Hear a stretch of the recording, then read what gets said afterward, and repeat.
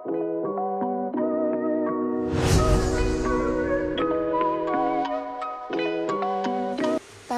kamu, makhluk hidup di bumi sangat beraneka ragam.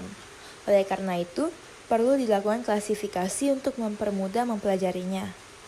Bagaimana cara melakukan klasifikasi makhluk hidup tersebut? Ya, dengan mengelompokkan berdasarkan persamaan fisik, habitat, perkembangbiakan, dan adaptasi tingkah lakunya. Mari kita simak. Klasifikasi pertama kali dilakukan oleh Aristoteles. 1. Tumbuhan berdasarkan struktur dan ukurannya. 2. Hewan berdasarkan perilaku dan habitatnya. Tujuan klasifikasi makhluk hidup. 1. Menyederhanakan objek studi supaya mudah dipelajari. 2. Mendeskripsikan ciri-ciri makhluk hidup antar jenis sehingga mudah dikenali. 3. Mengelompokkan makhluk hidup berdasarkan ciri-cirinya. 4. Mengetahui hubungan kekerabatan antar makhluk hidup. 5. Mengetahui tingkat evolusi makhluk hidup berdasarkan kekerabatannya. Manfaat klasifikasi makhluk hidup, yaitu untuk memudahkan dalam mempelajari makhluk hidup yang beraneka ragam dan dapat digunakan untuk melihat kekerabatan antar makhluk hidup yang satu dengan yang lainnya. Kelompok makhluk hidup yang terbentuk dari hasil pengklasifikasian disebut dengan takson. Tingkat takson memiliki dua jenis yang berbeda. Satu, tingkat takson pada hewan, dan yang kedua adalah tingkat takson pada tumbuhan. Mari kita simak lebih lanjut mengenai tingkat takson. 1. Kingdom. Kingdom adalah tingkatan taksonomi yang digunakan dalam sistem klasifikasi biologi untuk menyederhanakan pemahaman di dunia biologi. Kingdom menempati posisi tertinggi dalam sebagian besar sistem klasifikasi taksonomi.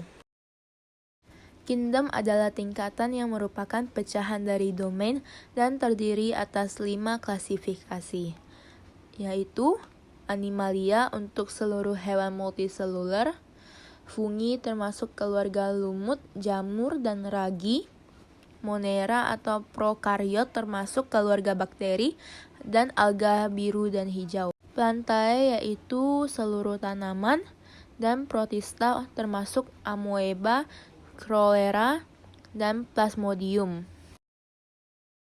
2. Filum dan divisi. Filum dan divisi adalah dua tingkat klasifikasi makhluk hidup yang berada di bawah kingdom dan di atas kelas. Perbedaan utama antara filum dan divisi adalah filum digunakan untuk takson hewan, sedangkan divisi digunakan untuk takson tumbuhan. 3. Kelas. Kelas adalah suatu tingkat atau takson dalam klasifikasi ilmiah hewan dan tumbuhan dalam biologi. Tingkat ini berada di bawah filum dan divisi dan di atas ordo. 4. Ordo. Ordo merupakan pengelompokan yang lebih spesifik untuk hewan dan tumbuhan. 5. Famili. Famili dalam klasifikasi ilmiah adalah suatu takson yang berada antara ordo dan genus. Merupakan taksonomi yang di dalamnya terdiri atas beberapa genus yang secara filogenetis terpisah dari famili lainnya. 6. Genus. Genus atau marga adalah salah satu bentuk pengelompokan dalam klasifikasi makhluk hidup yang secara hierarki tingkatnya di atas spesies. Saat mencetak nama ilmiah suatu organisme, nama tersebut selalu dicetak miring. Nama spesies memiliki dua bagian, dengan genus di bagian pertama, misalnya dalam Felis silvestris, Felis adalah genusnya. 7. Spesies. Spesies atau jenis adalah suatu peringkat taksonomi yang dipakai dalam klasifikasi biologis untuk merujuk pada satu atau beberapa kelompok individu makhluk hidup atau populasi yang serupa. Selanjutnya, mari kita bahas mengenai 5 kingdom. Terdapat 5 kingdom, yaitu kingdom Animalia, kingdom Plantae, kingdom Fungi, kingdom Protista, dan kingdom Monera. Kingdom Animalia adalah klasifikasi taksonomi organisme yang tidak memiliki dinding sel dan kloropas sendiri, sehingga mereka bergantung kepada organisme lain untuk makanan. Ciri-ciri Kingdom Animalia adalah multiseluler. Organisme yang termasuk dalam Kingdom Animalia sendiri terdiri dari satu sel, eukariotik, Sel-sel hewan memiliki organel yang terbungkus membran dan sebuah nukleus. Heterotrof, hewan yang tidak dapat membuat makanan sendiri, melainkan harus memakan organisme lain untuk bertahan hidup. Tidak memiliki dinding sel. Berbeda dengan tumbuhan, sel hewan tidak memiliki dinding sel yang kaku, sehingga menunjang sistem gerak hewan. Sistem organ, hewan memiliki banyak sistem organ yang berfungsi spesifik untuk bertahan hidup, seperti sistem otot, pencernaan, rangka, sirkulasi, reproduksi, dan imun. Bentuk tubuh. Bentuk tubuh hewan bervariasi, sebagian besar sistem bilateral, sebagian primitif asimetris, dan sebagian lagi simetris radial. Habitat.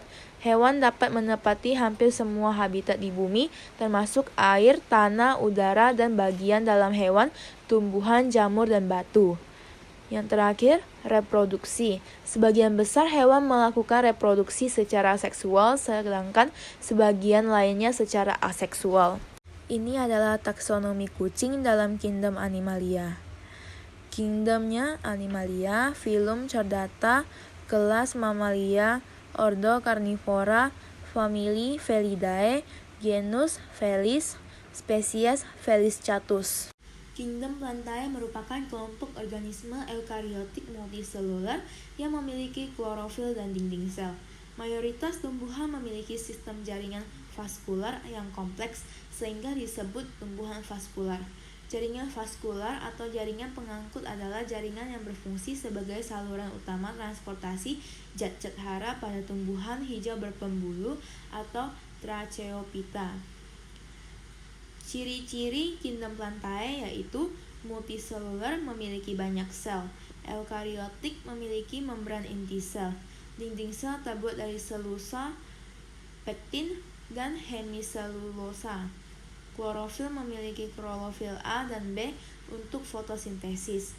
Fotosintetik dapat membuat makanan sendiri dengan bantuan cahaya matahari, memiliki akar untuk menyerap dan memperkokoh tumbuhan, memiliki daun untuk mengumpulkan sinar matahari, memiliki bunga sebagai alat reproduksi seksual, memiliki pergiliran keturunan, siklus hidup yang disebut metagenesis, tidak memiliki sistem ekskresi dan saraf. Ini adalah contoh kingdom Plantae, yaitu tomat. Kingdom Plantae, divisi Spermatophyta, kelas Dicotyledonae, ordo Solanales, famili Solanaceae, genus Lycopersicum, spesiesnya Lycopersicum esculentum Mill. Fungi merupakan salah satu kingdom dari organisme eukariotik yang bersifat heterotrof, artinya mendapat nutrisi dari bahan organik. Ciri-ciri kingdom fungi yaitu tubuh fungi tidak dapat dibedakan antara akar, batang, dan daun. Fungi tidak berklorofil sehingga tidak bisa membuat makanan sendiri. Fungi bersifat heterotrof yaitu memperoleh nutrisi dari bahan organik. Fungi memiliki dinding sel yang mengandung kitin, glukan, selulosa, dan mannan. Fungi memiliki hifa, yaitu benang halus yang tersusun dari rangkaian sel. Fungi memiliki dan memproduksi spora. Fungi dapat berkembang biak secara seksual maupun aseksual. Bentuk tubuh fungi ada yang bersel satu atau uniseluler dan bersel banyak atau multiseluler. Fungi umumnya multiseluler atau bersel banyak, meski ada beberapa yang uniseluler atau bersel satu. Ini adalah contoh dari kingdom fungi, yaitu jamur enoki. Kingdom fungi, divisi Basidiomycota, kelas Homobasidiomycetes, ordo Agaricales, famili Marasmiaceae, genus Flammulina, spesiesnya Flammulina velutipes. Kingdom Protista adalah kingdom yang terdiri dari organisme eukariotik yang memiliki membran inti dan dapat bersel tunggal atau multiseluler. Sebagian besar protista berukuran mikroskopis dan hanya bisa dilihat dengan bantuan mikroskop. Protista dapat hidup di air, lingkungan darat yang lembab, atau bahkan sebagai parasit. Protista memiliki bentuk yang unik karena ada yang mirip dengan hewan, tumbuhan, dan jamur. Protista memiliki hubungan dengan tumbuhan, hewan, dan fungi karena ketiga kerajaan tersebut berasal dari nenek moyang Protista yang umum. Ini adalah contoh dari kingdom Protista. Chlorella vulgaris atau alga hijau.